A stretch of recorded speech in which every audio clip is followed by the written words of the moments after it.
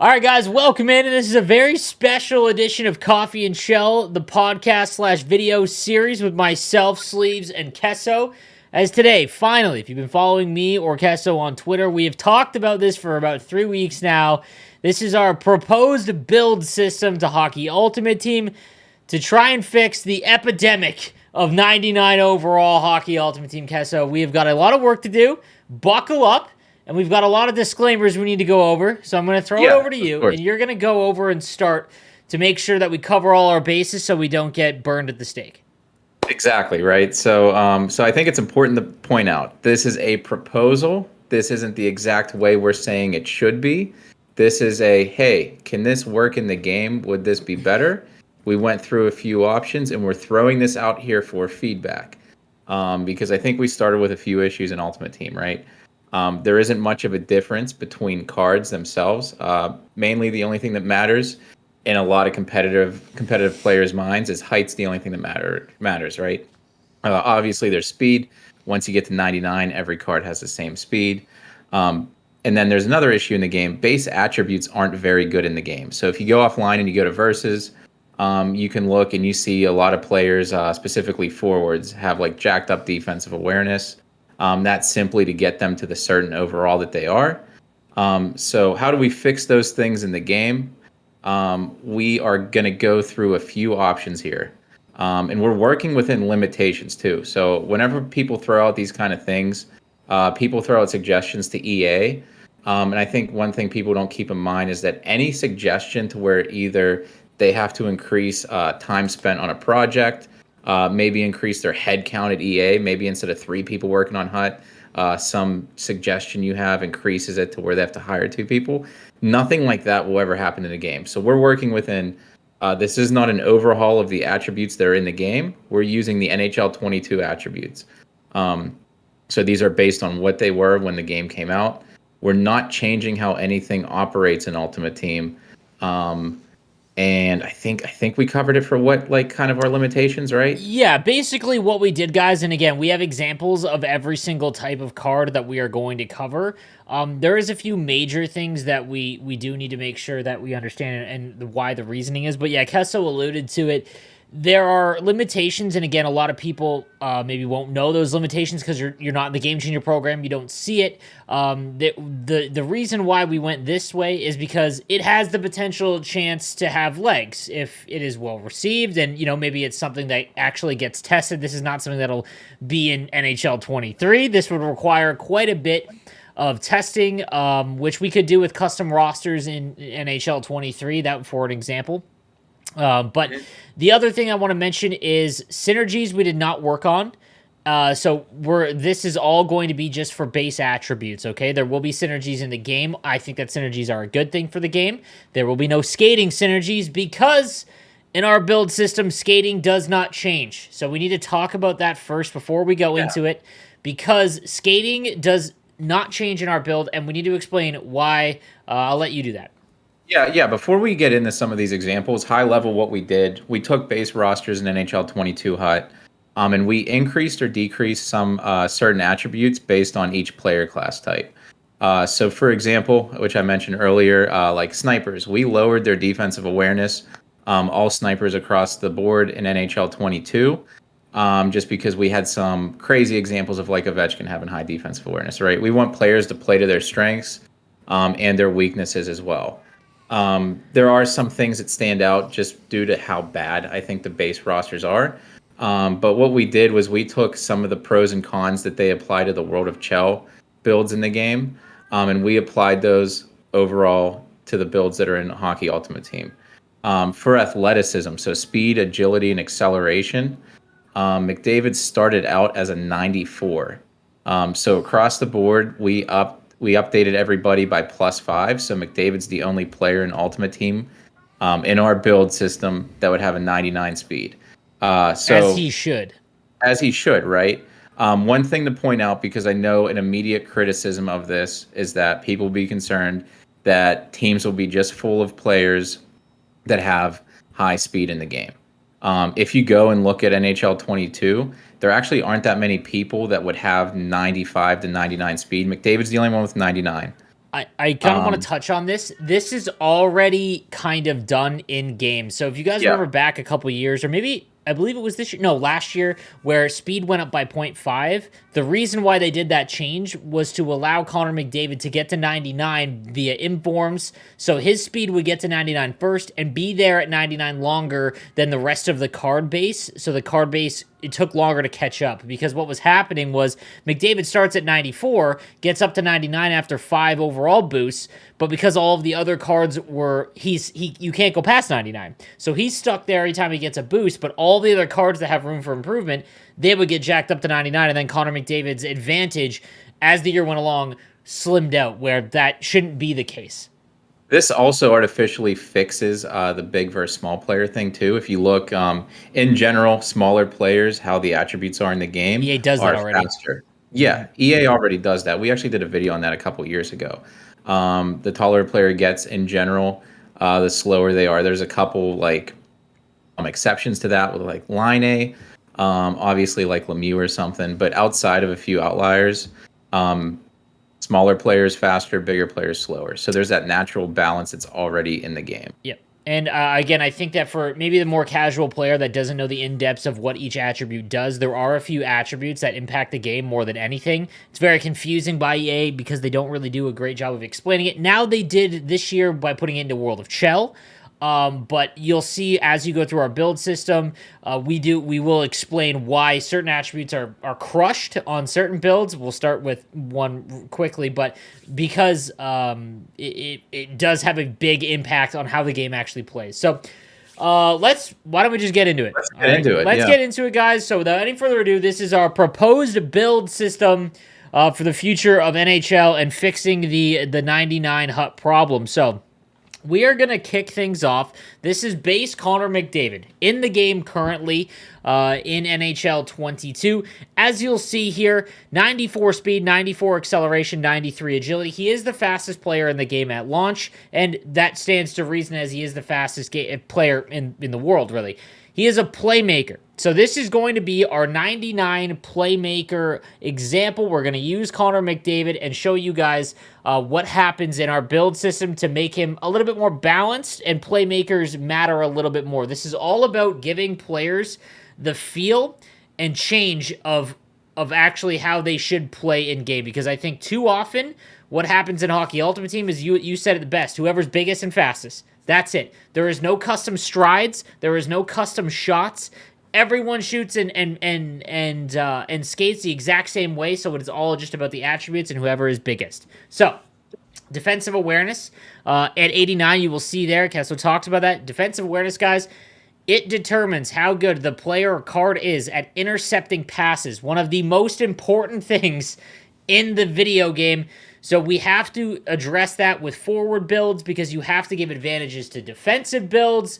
So let's go ahead here. I'm going to try and pull these up as cleanly as possible, guys. Let's go ahead and take a look at what our Connor McDavid will look like in our build system. And here it is. Okay? So let's just go through and take a look at what we would propose that. Keso, do you want to walk us through some of the attributes and reasoning as to why? Yeah, of course. So one of the things we did for playmakers is that we hit their shooting -5 right off the bat. And in general, we wanted to show that as a difference between that and a sniper, right? So snipers really should have the good shot. So we hammered the playmakers a little bit on that one. We didn't think it'd be right for McDavid to have as good of a shot as Ovechkin or Matthews. It just doesn't make sense. But we kept passing at what it was. So that's a 93. So he's a playmaker. They should be the best passers in the game. So we have that reflected as a 93. And then in general, we thought hands across the board started too high in the game. It doesn't leave a lot of room for improvement and progression as the game goes along. And he already started at like mid 90s. So we hit those at 5. And we tied his overall to offensive awareness. We were kind of unsure when going through this how EA calculated the overall rating in the game. So to get players to represent what the overalls were of what they were in NHL 22, we just simply tied the overall to like a key attribute on certain players. You already went over checking and defense, right? In general, forwards start extremely high in checking and defensive ratings, and that's just to get their overall what they think it should be. So we hammered those pretty hard on playmakers. So defensive awareness and stick checking goes down 10. And then body checking and strength goes down by, I believe we did 5. So Connor McDavid, I think it's more reflective about how he should play. His defensive awareness shouldn't be as high as like a Roman Yossi to start out, No, or it, a it shouldn't. defenseman in general, right? And Playmaker, if you go off of what World of Chell has, and again, World of Chell we want to use as an example because all of those builds feel quite different. And that's what we're looking for in HUT because we have to basically create individuality in between these cards because there's very, very little that actually separates them. So yeah, defensive awareness, I will say this about playmakers. They actually have a little bit more defensive ability than snipers, which kind of makes sense. Sniper is the all-out offensive class.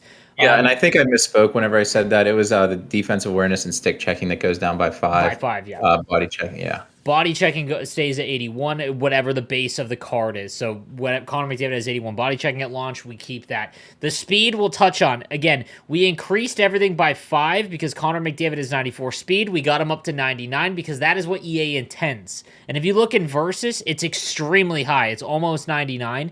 And another thing that is going to be mentioned here is Connor McDavid's card is overpowered. Guys, if you pull Mike Trout in MLB, like, that is the best card, and there's a reason why it is so sought after. If you pull a Connor McDavid, it should not be over with by November. He should be the holy grail, the ultimate pull. Connor McDavid is it, and this retains his value for much longer because he is the best player in the world. And again, his shooting might not be as high, but he is the best shooting playmaker, so you have to take that into account. So yeah, and I think you actually see it reflected here too with accuracy. Like, I don't think you would say Connor McDavid has the hardest shot in the league, but he's obviously very accurate, so it's reflected there. Yep. All right, so now let's go ahead and show you guys what the 99 Connor McDavid would look like in our build, and I'll bring that up here. All right, so here we go. Skating stays exactly the same. It is 99 across the board. Endurance does go up because we want to make sure, like, as we get to 99, that is, the endurance does increase. As we'll see here, the shooting does go up, but only by 0.5. He's a playmaker, not a sniper. So you have to have some sort of separator between playmakers and snipers. So 94 on the accuracy. Keso mentioned he's an accurate shooter, but power is a little bit more lacking at 90 overall. That's what it caps at. His hand stats, all 99 across the board. He's a playmaker, the best playmaker. That kind of makes sense. Body checking stays at 81. Playmaker, not known for their hitting. He will stay at 81, and then defensive awareness, stick checking, and shot blocking all go up by 0.5. So once he gets to 99, his defensive awareness is 89, stick checking is 89, shot blocking is 82. This is all going to create a more balanced game because as a forward, as a playmaker, he's not going to be able to get the 99 defensive awareness, which is what one of the best defensemen in the league can get, which kind of reflects. So anything you want to touch on there, Keso? No, I just think, like you said, I think it leads to a more balanced game, especially as we go through some of the other builds where we see pros and cons. We can kind of see how 99 might play in our instance versus what it plays currently in the game. And guys, there's going to be arguments about certain attributes, as you're going to see with the sniper example that we're about to bring up. That is going to cause a lot of flack, but you have to remember that the goal. EA doesn't do anything to make certain players' attributes better. We're not going to sit here and argue attributes. We can't because you're never going to get anywhere with EA. And to be honest, that is all individual thought and opinion, right? Attributes are always kind of opinion-based. So you have to keep that in mind. We're going off of a certain card as a certain build type, and that is how their stats are going to be reflective. So that is the 99 Connor McDavid. Let's go ahead. And sorry as I bring this up because it is going to take a little while. Let's bring up Austin Matthews. All right, here is Austin Matthews in our build. And go over his attributes for me and explain why they are the way they are. Yeah, so Sniper, we tied their overall rating to their offensive awareness. The reason we did this, We kept what their shooting was at base in our build, the same as it was at base, right? So snipers have that advantage. Whenever the game launches, they have the best shot. And then as they increase throughout the year, they'll continue to have the best shot. Some other things we did on sniper, we took their passing down 10. We had to have a clear distinction between a sniper and some of the other builds, specifically a playmaker, right? What's the advantage to a sniper? What's the advantage to the playmaker? It's in the name of the class. We hit defensive awareness and stick checking harder than we did on a playmaker. We took that from the world of Chell descriptions that EA feels is balanced. And I think in this specific scenario with Austin Matthews, maybe it's not accurate. I think if you took a general approach to a sniper, like Ovechkin or Line, more than likely accurate. That just falls on EA for some, somewhat inaccurate ratings. But another example is the body checking and strength staying the same. So I think we have 82 and 87 there. Yep. So good card with a great shot, weakness in some other things that we can see, right? No, and absolutely. And again, like this one is going to be one of the bigger, more pointed out ones because Austin Matthews is a better defender than Connor McDavid. But playmaker, guys, no lie, is the hardest build, I think. Would you be agree? Because there is very little that is actually impacted in the game with what you would consider a playmaker to be strong at. So passing, a little bit better this year because they really hammered any auto passing, so it's a little bit more difficult. You have to aim quite well. And playmakers do have a significant advantage in that. But all the other attributes, deking, marginally better that you can see until you get huge gaps in attributes. Offensive awareness is more for people receiving a puck than it is for people passing a puck. Just because offensive awareness, for anyone that doesn't know, is what improves the ability to actually pick the puck up. Which is why we tied it to a sniper, and then shot is pretty self-explanatory. But defensive awareness, you have to hammer something because there would be no reason to pick a sniper over a playmaker, essentially, right? Yeah. No, and I agree. So let's go ahead and see what our build would show for Austin Matthews at 99, and here it is. Let me just make sure. So right away, it's obvious, right? The 99 shooting. Yeah, I just want to make sure I did that right. Yeah, I believe the balance was, I might have messed up on that one because these are all 91s. But the skating, acceleration, agility, and speed, I believe, were all accurate. Sorry. Everything else is correct in our build. So you want to walk us through that? Yeah, of course. So on the sniper, the shooting goes up by +1. I think it's fair to say, like Austin Matthews, 60 goal scorer, right? Like he should have 99 shooting. He's a sniper. We had offensive awareness go up by 1. It's tied to their overall. Passing is the one hand attribute we had go up by half a point instead of 1 full point. Self-explanatory. Snipers shouldn't have, as high passing as a playmaker, right? So he caps off, Matthews specifically at 86 passing, and there has to be some like give and take with certain builds, right? Body checking and strength stay the same throughout the year, and then defensive awareness and shot blocking and stick check, I think we had go up by half a point.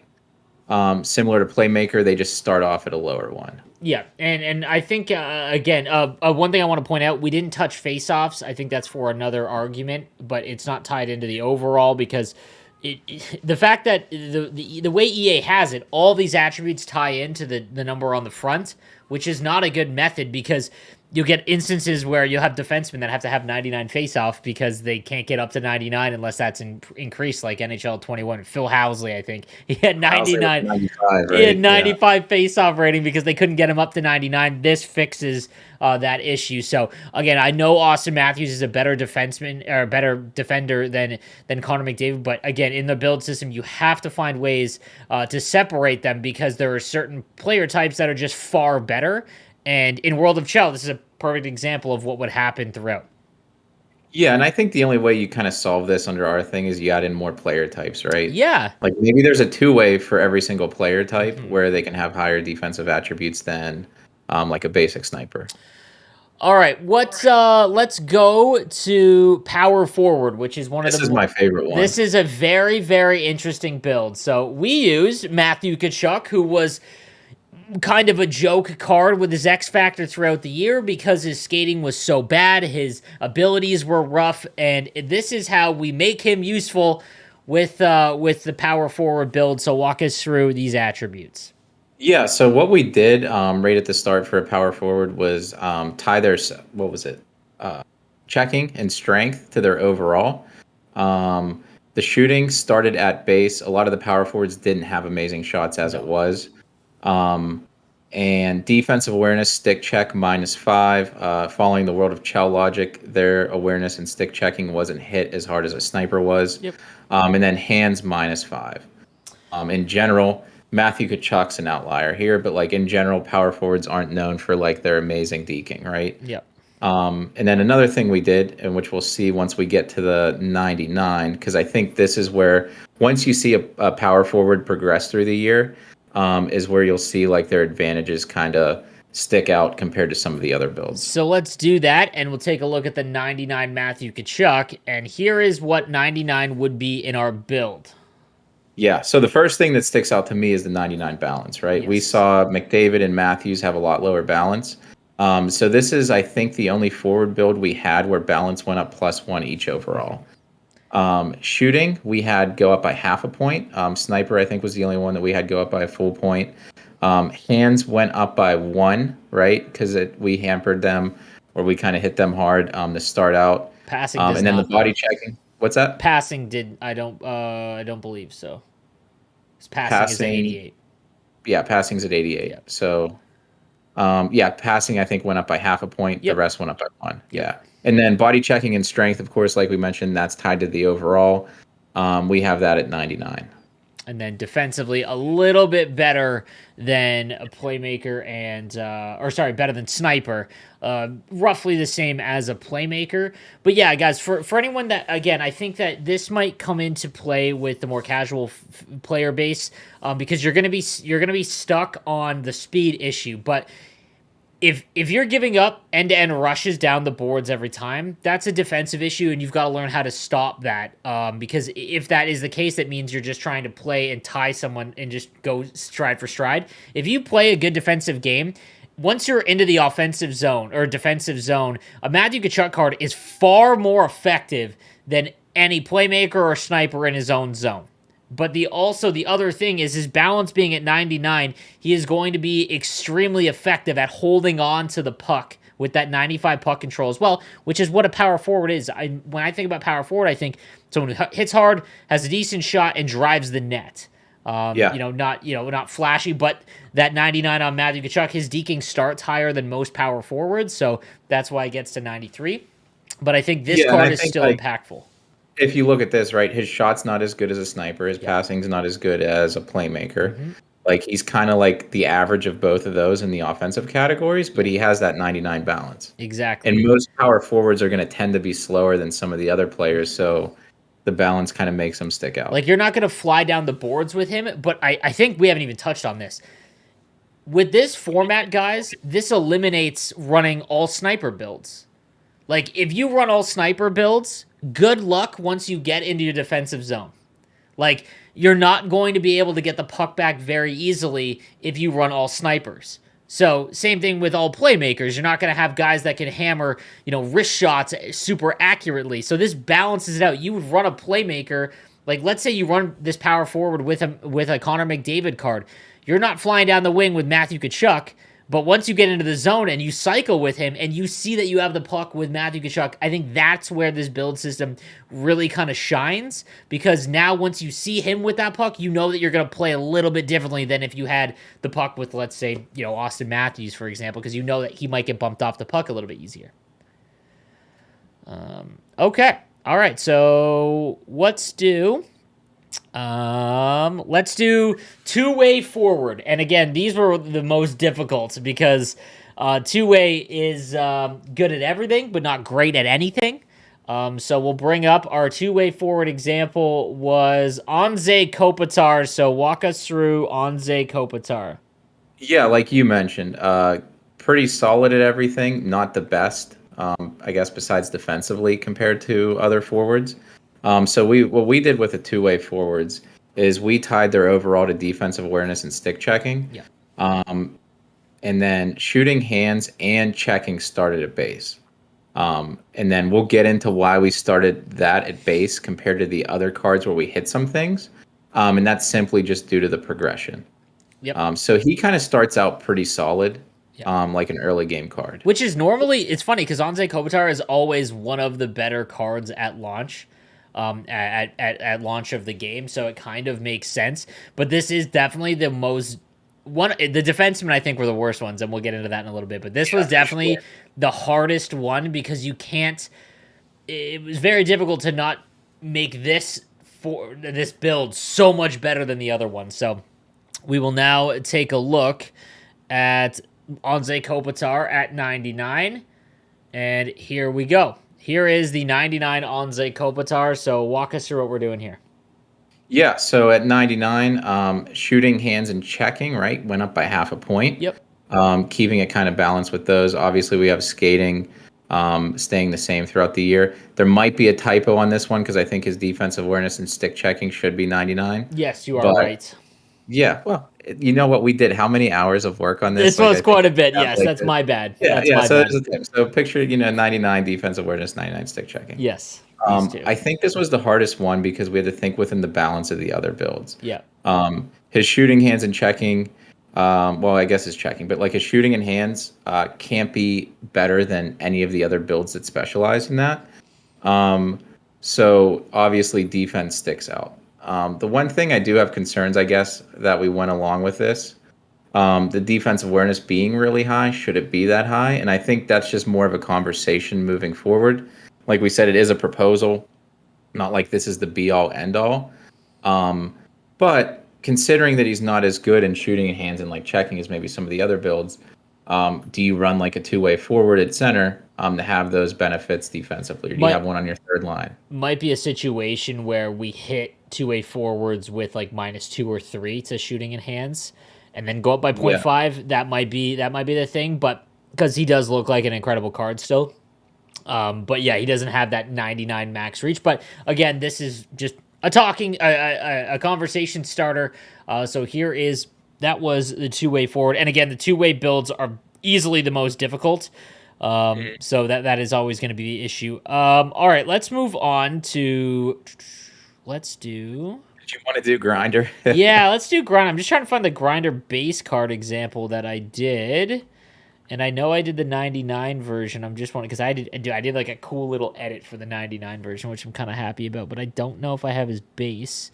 Here is so Ryan Reeves is one of the base card that we used. I don't believe I have his base card actually all done out. So we'll go on to what his 99 would look like. With the 99. Let's go with his 99. Look at that. Look at that. I even did the number and I'll changed it to 99 because this is actually a 96 card. So here's what a 99 Ryan Reeves would look like as a grinder. So walk us through this one. Yeah, I mean, I think with a grinder, it's almost self-explanatory, right? We have like the body checking and strength and aggression at 99. We have the 99 shot blocking. And then for the rest of their attributes, we just had them only go up by like a half a point. Yeah, like anything offensively. It's basically his body checking and strength was 99, shot blocking was 99, and that was really it. You're not going to have a lot of grinders. Right. No, and there's not that many in the game. No, exactly. That is also true. But imagine, again, guys with high body checking, and stick checking even, has value in this build. Because 99 body checking means you are going to be able to bump players off the puck. So if you're on a penalty kill, and you know you're going to be in your defensive zone, having a grinder is actually just one even on your fourth line has value because there are not as many builds that can get really high body checking, right? Yeah, exactly. I mean, I think like you just said, like there are those situations where like, do you have them on your fourth line? Because you don't want your superstars out there, right? Like McDavid and whoever else. Especially if you're stuck in your own zone. Yeah, and they're not as good defensively. They can't hit. So you have a grinder like that. They actually do what they do in real life. Okay, are we ready for defense now? Yeah, do you want to start off with the offensive defenseman? Yeah, and this one's tough. I think offensive defenseman was extremely tough because again you have to make it balanced. So here is our offensive defenseman build, and it is obviously Cale Makar. So run us through Cale Makar. Yeah, so for the defensemen in general, I think we tied their overall to endurance, just because we were concerned, I think, about some things, guaranteed to get to 99. And I think whenever you think of defensemen, especially elite ones, those are the guys that are doing like 30 minutes a They're on night in the the ice, playoff anyways. Yeah. if necessary, right? Yep. So for offensive defensemen, the main thing we hit to start off was defensive awareness and stick checking, and that was -5. Everything else, I think we kept kind of the same. And then the differences come in as they progress throughout the year. Yeah, so like I think that the one thing to point out is that we would have to test out, and this is probably one of the most needed in terms of testing builds, because having a defenseman that has 75 body checking, can he ever get anyone off the puck in his own zone? Yeah. Which is obviously going to be pretty difficult. But he shouldn't be able to intercept passes the way that two-way and defensive defensemen are able to, because that isn't his like forte. But he obviously can get a much better shot. So we'll take a look at what Makar at 99 would look like, and here it is. And these are all the 99 stats. So walk us through these ones. Yeah, so we had accuracy go up by half a point on offensive defensemen with power going up by +1. Typo I think on the McCarr's. endurance, by the way. That Oh 99. yeah, that's fine. They know, they get the point, right? I think McCarr, like we mentioned with some other people earlier, he's one of the outliers where maybe accuracy should be higher. But we had hands go up by +1. Checking stayed the same throughout the year for us. And this is one of those things where I think if you're playing against like maybe a sniper or playmaker with low balance, maybe there isn't an issue in using McCarr. But if you're playing against like a Tkachuk or some of the other power forwards, Not going to get that off the um, puck. You're yeah, not going to get exactly, him. right. And then defense, we had go up by half a point. So we hit that, and then it only goes up by half a point because we wanted there to be some difference between offensive defensemen and the rest of them. Yeah, exactly. So, yeah, that would be the 99 offensive Cale Makar. Moving on to the two-way, which again is one of the more difficult ones as well, just because you don't want to make them overpowered. My favorite in Drew Doughty. Yeah. So what is it? Two-way defenseman. I think we actually kept this the same from base. Okay. I don't think we hit anything. This is the one build that we kept the same from base, obviously besides the skating adjustments we mentioned at the start of the video. But the reason we did that is, once again, the progression that we do throughout the year for the card. So we'll show you the 99, and here is the 99 version. Yeah, so two-way, tied to endurance like the other one. And then everything goes up by half a point. Yeah, I believe body checking is a typo on my part. Oh, okay, yeah, that's fine. So Dowdy's kind of like that in-between defense and offensive defenseman, right? So his shooting's pretty solid, not as good as Makar. His hands are pretty solid, not as good as Makar. And then his defensive awareness and stick checking's pretty good. Won't be as good as a defensive defenseman. The one thing we do have to bring up is that almost every good defenseman in the game is a two-way defense, listed by EA as a two-way defenseman. Literally every single defenseman in the game. So it's not a ton. Like Makar and I think Fox are the big offensive defenseman ones. There's like no defensive defenseman. No, which we will go over now, because this one was tough. But here is our defensive defenseman build, and let's go over this one. Yeah, so Colton Parayko was the example we had from the data we had, right? So for this one, we have, I don't think we hit like, so let's see, shot blocking equals overall. So the reason we did that is defensive awareness and stick checking. We wanted to keep it higher and not have that equal the overall or endurance. So we just tied that back to shot blocking. Yep. And then once we get to the 99, we'll be able to see some of the differences. It's also listed as a two-way in NHL 22. It was a defensive defenseman, I believe, in 21, which is where we had like our API pulled from. So just pretend. And here we're all is pretending right now. exactly. And here is the 99 version. Yeah. So defensive defenseman. When you think of a defensive defenseman, you're not thinking of accuracy. We did not touch accuracy as the year went on, but we had their power go up by +1, which I think is fair. Hands, we had that go up by half a point. But the thing that separates them from the other defensive builds is the checking and defense, right? So those go up by +1. Pareko's somebody that will finish the year at 99 checking, 99 defensive awareness, 99 stick checking. And I think that this is like, again, it allows you to put together your team where if you know you are going to be stuck in your own zone, having a defensive defenseman, this is clearly the best card to have in your own zone. For sure. He is a little bit slower, obviously, but if you get behind your net, anything like that, where they're trying to move back and forth, having the ability to be able to just bump anyone off the puck is a significant advantage in your own zone. You're not going to lug the puck out with him, but that is by design. That isn't really how the actual game plays. So that is why we've got what we've got here. Yeah. So now we're into a fun part. Because with this build system, guys, what this allows us to do is have a little bit more creativity with the cards they release. So we are going to show you what a 93 Playmaker Crosby looks like.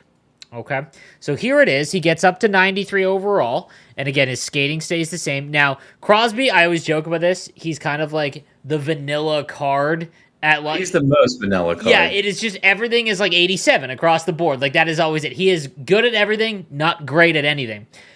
So that's why, like, even his shot, we literally just like I think we -5 on it for Playmaker, and it all is the exact same across the board. So here is the Playmaker build. He's at 87 shot. This is at 93, remember.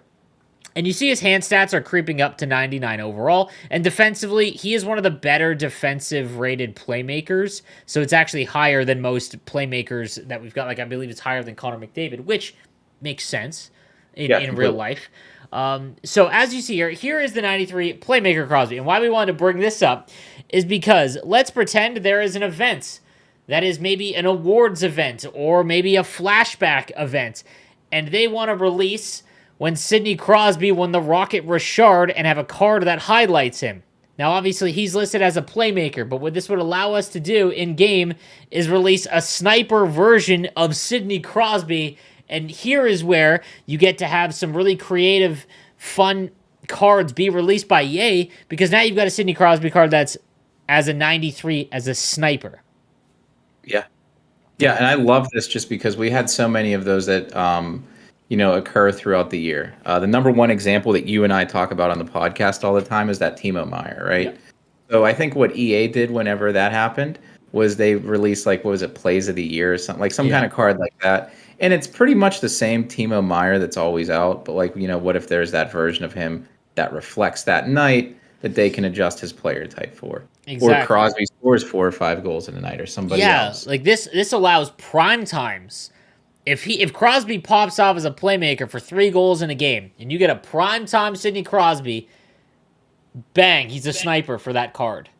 And what the beauty of it is, he is going to play like a sniper. So you saw here, I'll show you guys again. Here is the playmaker version of the card. 87 shot, but has 96 passing. And then you go to the sniper build, and obviously that is a much better shot at 93 across the board, 84 passing. So now you get to decide whether you want to have a Crosby that can shoot the puck or one that can control it with his hands. So and have a little bit less defensive ability when it comes to the sniper build. But I think this is the most fun about this build system. Yeah, for sure. I agree. The other example I always go to are some icons. Like Yzerman's a player that changed his game as he played in the league, right? Yep. So like maybe his icon card he's a two-way forward. Yep. But if they do a flashback Yzerman to like his 3rd year in the league, I think he had like 155 points. Yeah. Maybe there's just like a way more offensive Yzerman build. No, absolutely. I think that like for example, like you could have Roman Yossi's a 2-way defenseman, but you highlight the fact that he won a Norris or had led the league in points for defensemen. I believe this last year he did. Now he's an offensive defenseman. Like, you get to have cards that are actually different that play to what they're highlighting, and that just allows for a much fresher game when it comes to content. I think right now, again, the major issue, guys, whether you want to believe it or not, and I'll bring us back to the copy and shell screen here. There we go. The thing that, whether you want to believe it or not, and really the unfortunate part about Hockey Ultimate Team is I get a lot of flack sometimes about when I talk about and I highlight cards that I highlight just their speed and height, and then I kind of disregard some other things. That unfortunately is how they dictate how they are going to play in game. And a lot of it, sometimes you'll find cards that you specifically struggle with, and a lot of it is probably placebo. But there's a reason why Pedersen and Marner cards aren't exceptionally good at the game, even though they always get high rated cards, specifically Marner. That's because he weighs 150 pounds in game. And there's really nothing you can do about that, because that is tied to a thing in real life. You can't make, Marner all of a sudden put on 60 pounds and then now actually be able to hold on to the puck. And I think that's what this build system is trying to fix, right? Yeah, for sure. A couple other things to highlight that we didn't go over. We didn't touch goalies. I don't even think they're in a bad place right now as I they don't. are. And then we didn't touch silver and bronze. So one thing I think we could do is whoever the fastest player is in the respective leagues. Like if we're looking at the AHL and it's a silver player, just ratio out maybe high 90s skating for the fastest player in the league. Go backwards. And then as they get slower, go like to mid 80s, right? Hand stats and shooting stats are all in the 70s to reflect what they're rated as they should, but their skating would have value. Like I think this would actually make players somewhat usable if their skating was fast. Like if they could keep up with NHLers for the most part, and there's great skaters in junior leagues and things like that, but their hand stats and their shooting stats are going to take a massive hit, which again I think allows for a good balance in game. Yeah. And I can already see the comments or like the Reddit comments and stuff like, oh, this is, Matthews, whatever. Like, I'm not saying, I don't think you're saying like this is perfect. Put this in the game. No. But is it worth having that discussion with EA? Like, is there an alternative to what's in the game right now? Because I think what's in the game right now isn't good. Players don't reflect what they do in real life at all. And then we run into 99 HUT towards the end of the year. One argument is going to be like, why don't they just do skating like what they do for hitting in MLB on the 125 scale? The reason for that is because the game is not designed for a Hockey Ultimate Team. It is designed for World of Chell and Versus, and they would have to reflect the attributes there and then parlay that over to what 125 would mean in Hockey Ultimate Team. And again, we made this proposal keeping in mind that would never have a shot to really be done. Yeah, ask yourself if you're thinking of a suggestion or something, can they do it without any extra effort on their staff? Is there anything they have to add to the game for whatever? And if the answer is if they have to do whatever extra work, the answer is probably no. Exactly. And the reason why I guess we can mention this and like why is this able to be done? We can mention this is what it looks like and what we did with all of these builds, right? So we actually have like an Excel equation that is done for all builds.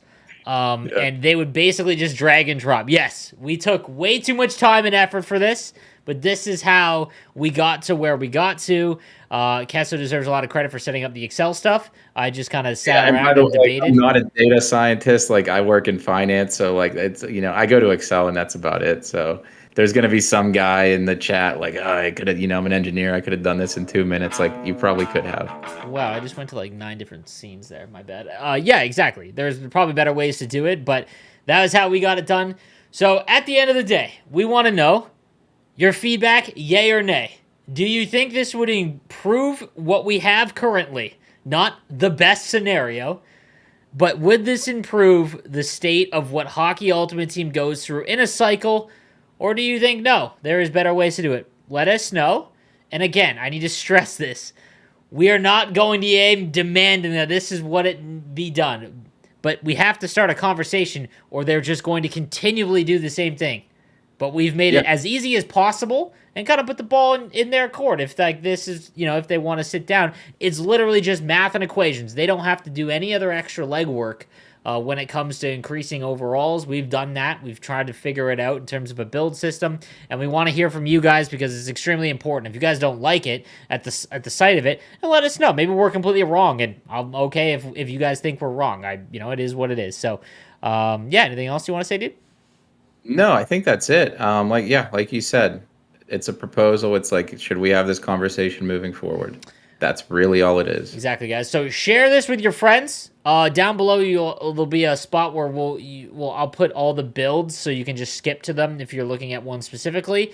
But let us know what you guys think. And yeah, we appreciate the feedback, and we will see you guys next time. Have a good one.